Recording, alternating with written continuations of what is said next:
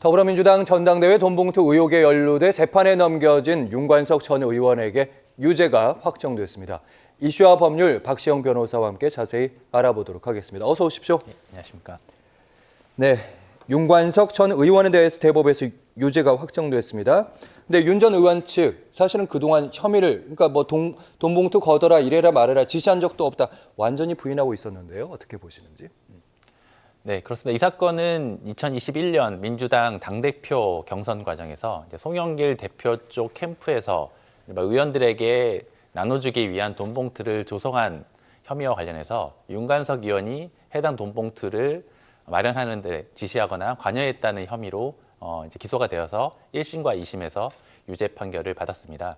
앵커께서 말씀하신 것처럼 윤관석 의원은 본인이 이를 지시하거나 요구하거나 적극적으로 관여한 바 없다는 입장으로 다퉜지만 이번 대법원에서는 윤관석 의원이 적극적으로 관여한 것으로 보고 유죄, 징역 2년형을 확정하는 판결을 한 것입니다. 네, 이 부분은 박시영 변호사 좀 확인 좀 해주십시오. 그러니까 검찰에서 의심하는 가장 큰 그림은 송영길 전 대표가 당시에 전당대회에 나왔는데 주변에 이제 측근 의원들이라 하죠. 이 의원들이 돈을 자발적으로 걷어서 전당대회에 쓰는 선거 비용을 송영길 전 대표에게 보냈다. 이렇게 검찰이 의심하고 있는 겁니까? 그렇습니다. 이제 그 정당법에 따르면 이른바 당선 목적으로 돈을 선거 캠프 관계자들에게 돈을 조성하거나 요구하거나 만들라고 하는 행위 자체가 법으로 금지가 되어 있습니다. 이른바 금품 선거 자체를 예방하기 위한 이제 조항인데요. 예. 당시 이제 검찰 공소장에 따르면 이제 송영길 대표의 지지율이 이제 하락하는 추세에 있었던 상황에서 이제 당시 캠프의 핵심 관계자였던 윤관석 의원이 주도로 국회의원들에게 그러니까 선거권을 가지고 있는 국회의원들에게 나눠줄 돈봉투를 조성할 것을 윤관석 의원이 지시했다라는 것이고요. 해당 지시에 따라서 이제 선거 캠프에서 해당 돈봉투를 마련해서 이제 의원들에게 이제 제공했다라는 것인데 말씀하신 것처럼 이제 송영길 대표 캠프에서 이루어진 그 행위이기 때문에 당시 이러한 일련의 행위 과정이 송영길 대표에게 보고가 됐고 또 송영길 대표의 승인 아래 이러한 행위가 있었다라고 검찰은 이제 보고 있는 것입니다.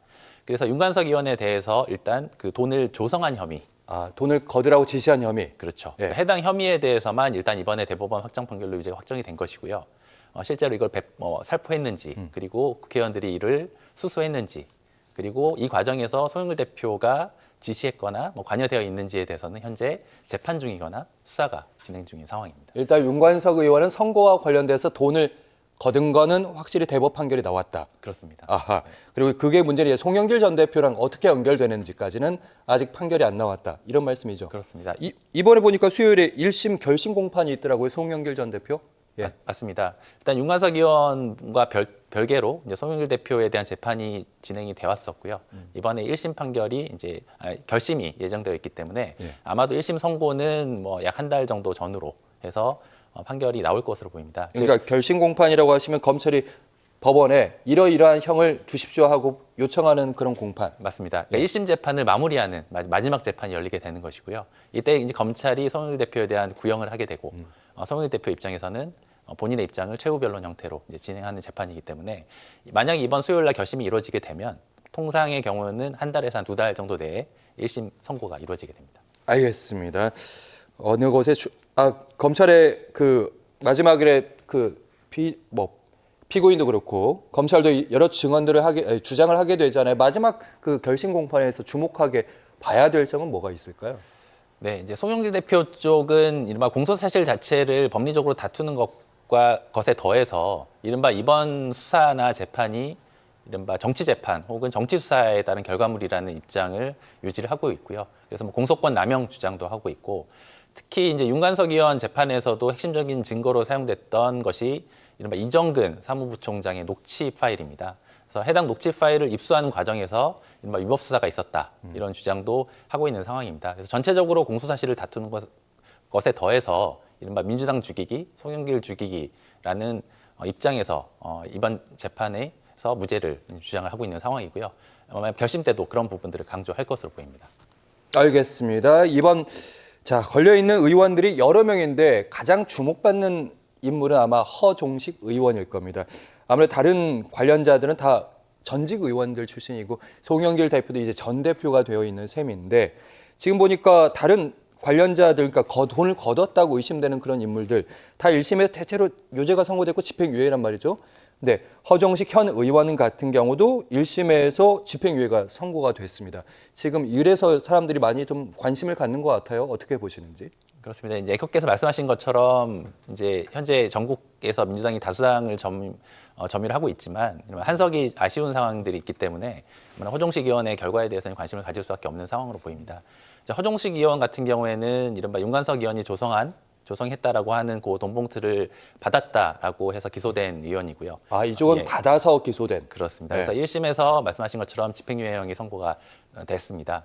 그리고 이에 더해서 검찰에서 그 허종식 의원에 대해서 추가 기소를 했는데요. 그것은 이제 선고 과정에서 본인이 돈봉투를 받은 사실이 없다라고 이제 선고 과정에서 밝혔었고 예. 해당 내용이 허위이기 때문에 이제 공직선거법상 허위사실 유포 혐의로 이제 추가 기소가 됐기 때문에 아, 선거 때 나는 돈 받은 적 없다 이렇게 얘기했다는 말이죠. 지난 총선 때. 그렇습니다. 아하. 그래서 이제 말씀하신 이제 돈봉투를 수수한 혐의에 대한 재판 그리고 그것이 만약 허위사실 유포에 해당되는지 여부에 대한 재판이 이루어지게 될 것이고 예. 뭐 해당 재판에서 어느 재판이든 만약에 당선 무효형에 해당하는 벌금 100만 원 이상 형이 선고되고 추후 확정이 된다면 예. 의원직을 상실하기 때문에 이제 허종식 의원의 재판 결과에 이제 민주당 입장에서는 관심을 가질 수밖에 없는 상황입니다. 네.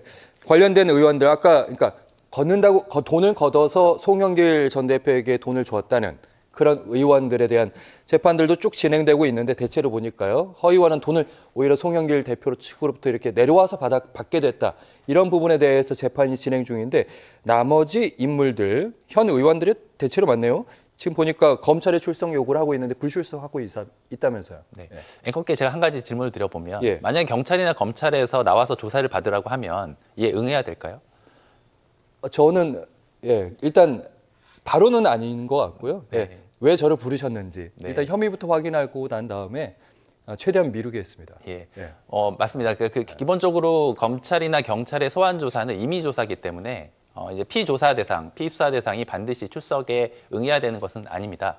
다만 이제 수사기관 입장에서는 수사에 필요함에도 불구하고 출석에 응하지 않을 경우에는 뭐 체포영장을 발부받는 방식으로 이제 강제 수사를 하게 됩니다.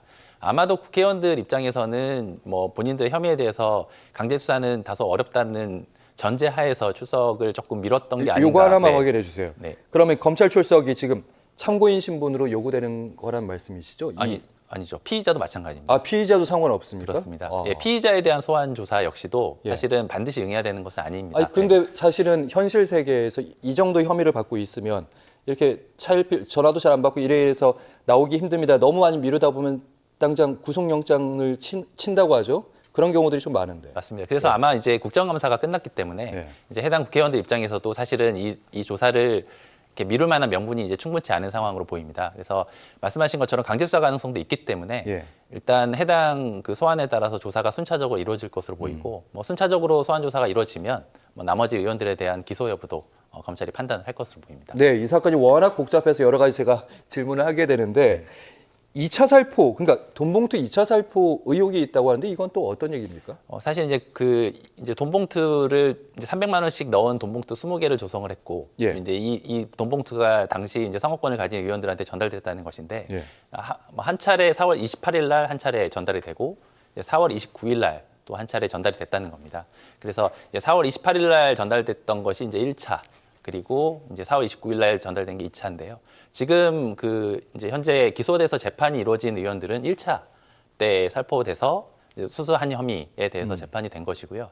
아직 그 다음 날에 이루어진 부분에 대해서는 이제 수사가 진행 중인 상황입니다.